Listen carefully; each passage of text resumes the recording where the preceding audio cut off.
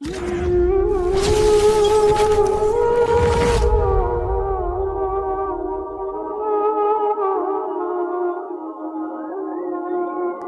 چرا در بدعت ها مبتلا شده؟ علم نداره.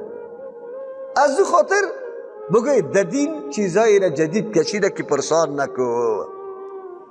ذکرها را جدید کشیده، طریقه ذکرها را جدید کشیده، طریقه ذکرها را. بیگاه ویدیو را کسی روان کرده بود که آلی هم او را شما ببینه، یک طفل میفهمه آیا ای را کسی کدام احمق عبادت گفته میتونه ای را؟ همون اعمالی که تو انجام میدی که بگوی که مرگی میگیره تا که سری از او میفتی، که سری از او میفتی، یه عبادت است؟ الله به این امر کرده تو را که اعبدو؟ پیغمبر به می شکل تو را عبادت نشان داده؟ زد دینه که تباکت خواهمی مردم تباکت، حد دینه نشناخت، علم نداشتن. 4 روز شیخی کو 2 دانه خواه که ببینه باز دعوای پیغمبری داره. 4 روز شیخی میکنه.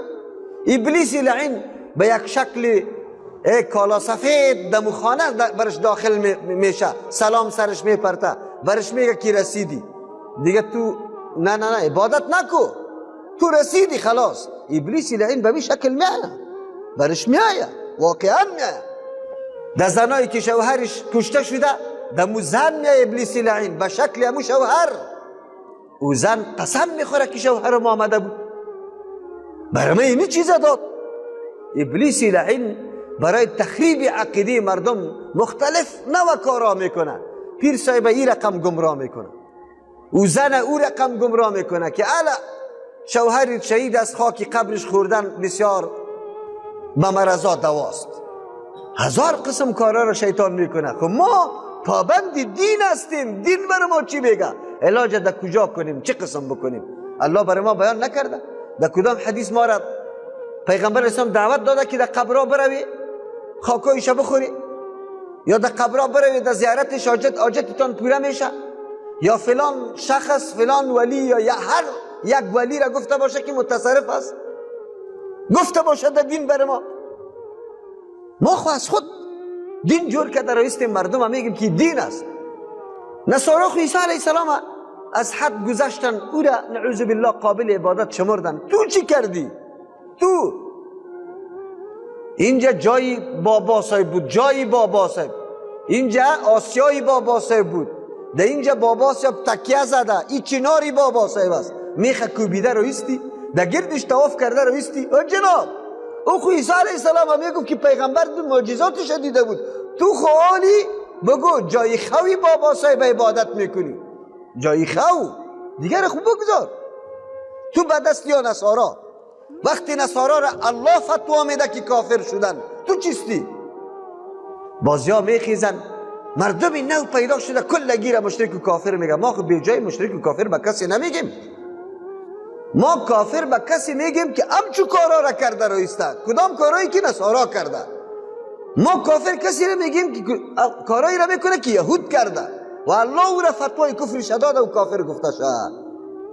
اگر کسی عیسی علیه السلام قابل پرستش میدانه او کافر است. اگر تو نظر به نام یک انسان میکنی، نظر عبادت است به نام یک شخص کردی، به نام بابا و ولی کردی، در وقت مشکلت به بابا و ولی صدا کردی، در گرد قبرش طواف کردی، عقیده به این داری که او مالک نفع و ضرر هم است، پیری تا هم امور رقم عقیده داری، حاجت روا و مشکل کشا میدانی شد، خیر چیستی تو حالی بگو.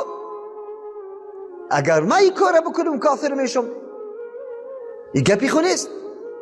در قانون الله تسلیم شو، این قانون قرآن بیان کرده، ما خو بیان نمیکنم. ما بیان کردیم، بیان نکردیم.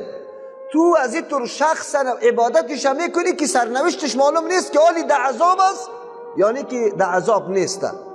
بجز از او کسایی که رسول الله صلی الله علیه و سلم بشارت جنت بودنش در دنیا داده، دیگه کس شما گفته میتونی که جنتی یا دوزخی؟ تو علم داری؟ اولا تو که میگی ولی کی را میگه؟ کسی که ولی شو نمیتونه، تو میفهمی که ولی کیست؟ اسباب ولایت کدام است؟ تو تا حالی را نمیدانی ایمان خدا چطور بشناسی که یک آدم در مقام بالا قرار داره، همیشه ابلیس لعین آمد ما را فریب داده، شخص برای نام ولی برای ما معرفی کرده، پلاستیک جمع کرده، نماز نمیخوانه، بروتا و مویایش بگوی خلمایش روان است، باز میگی این ولی است. چرا ولی است؟ یک جای میمان بودیم، مغرسی بطور نگو، من در کابل در شهر بودم، اینجا یک کسی بود نامش من چون فلانی بود گرفتیم شه، اونجا بود، در موتر آمدم هیچ کس از ما که در پیش نامد، دیدم که مرد که همینجاست. من گفتم این ملای ناملا، اون شیطان بود، امی به شکل امی آدم در اونجا خود نشان داد، باز در شکل امی آدم اینجا برات نشان میده، به خاطری که عقیده تو واره بدبخت سری از او پیدا کنه و او را باز ولی بگویی. قرآن او را ولی میگه، الذين آمنوا وكانوا يتقون ولی است. ولی خو هر کس شده نمیتونه. مردم ما در بدر خاک بسر شدن. چرا؟ علت ایشی بود درس قرآن وجود نداشت، تبا برباد شدیم.